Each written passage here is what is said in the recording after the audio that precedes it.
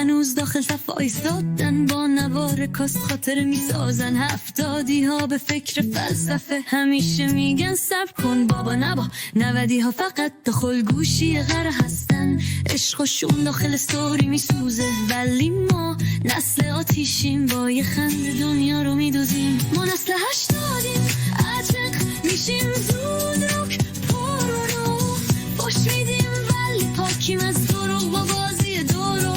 نه مثل 60 خشک، نه مثل 70 تو فکر، نه 90 مشغول عروسک بازی. ما شاه این نسلای دنیاییم.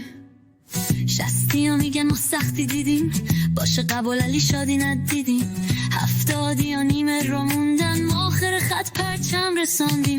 90 ها فقط هشتگ میسازن، ولی ما کارای واقعی میسازیم. با صدای بلند و بی خجالت میگیم دنیا مال ماست بی مذاکره. اگه پر رویم خب حقمونه، اگه میخندیم از جونمونه. نه میترسیم نه عقب میریم، نسل 80 همیشه میدرشانیم. عاشق میشیم زود روک پرونو خوش میدیم، ولی پاکیم از دروغ با بازی دورو. نه مثل 60 خوش، نه مثل 70 توی فکر، نه ولی مشغول عروسک بازی. ما شاه این نسلای دنیاییم.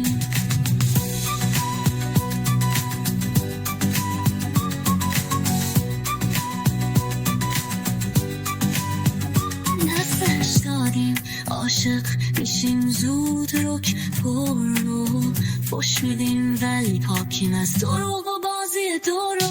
نه مثل 60 خوش، نه مثل 70 توی فکر، ولی مشغول عروسک بازی. ما شاه این